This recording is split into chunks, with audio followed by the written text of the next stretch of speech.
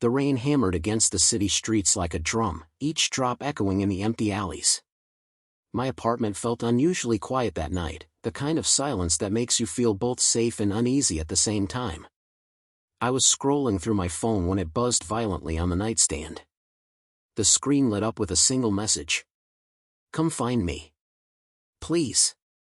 The name at the top froze me in place. Emily. My ex-girlfriend. Someone I hadn't spoken to in over a year. I stared at the message for a long moment. Questions spun in my head. Why now? Why me? And most importantly, why here? I typed back. "Where are you?"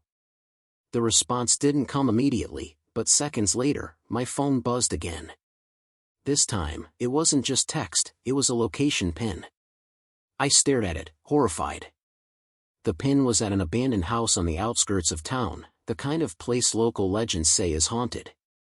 I should have ignored it. I should have told myself it was a prank, that someone was messing with me.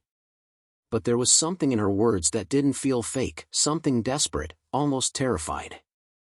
My curiosity, as always, won over my better judgment.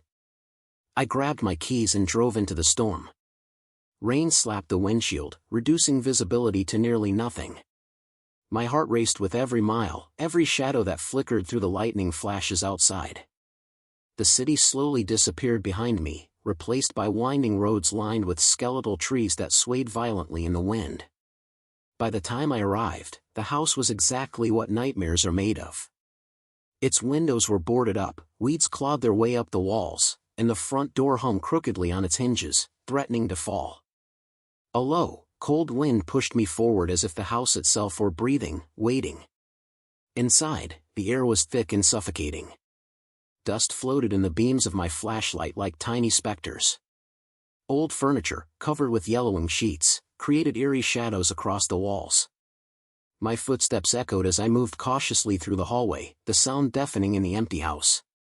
Then I heard it, a soft, almost childlike humming. The sound floated down from the staircase ahead. I followed it slowly, each step trembling beneath me. The stairs creaked, echoing through the emptiness like a warning. The humming stopped abruptly as I reached the second floor. At the end of the hallway, a door cracked open slowly. And there she was. Emily. Sitting on the floor, her legs pulled close to her chest. Her hair was wet and plastered to her pale face, eyes wide and unblinking. She didn't speak. She didn't move. She just stared at the wall in front of her. "Emily?" I whispered, my voice shaking. Her head turned slowly, and my stomach dropped. She looked different, older, fragile, scared. "You shouldn't have come," she said softly, almost a whisper. Suddenly, I noticed movement behind her. A tall, gaunt figure stepped out of the shadows, face hidden behind a mask. In his hand, he held a knife, glinting in the dim light. My blood ran cold. Time slowed. I froze, my mind screaming at me to run, but my body refused to listen. Emily's voice pierced the tension. "Run!" I bolted down the stairs, crashing into furniture, slipping on the wet floorboards. My heart pounded so hard I thought it would explode. Behind me, the masked figure followed, silent but relentless. I reached the front door and wrenched it open, rain immediately soaking me. My keys were shaking violently in my hands as I fumbled to unlock the car. Finally, the engine roared to life.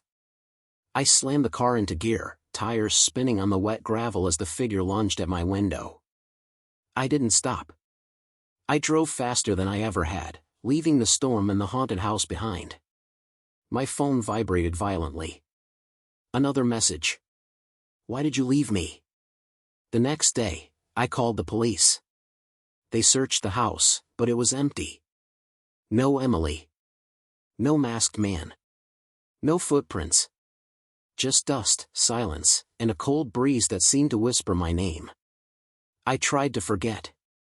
I deleted all messages, blocked her number, even tried to block the memory of that night. But every time I closed my eyes, I could hear her voice. Every creak of my apartment floor reminded me of that shadowy figure. Weeks passed, and life returned to a fragile normal. I thought it was over, until that night.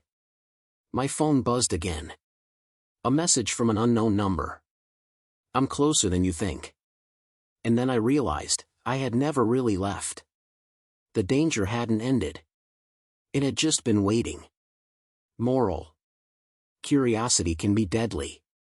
Sometimes, ignoring the call for help might save your life. Some doors should never be opened, and some messages are better left unread.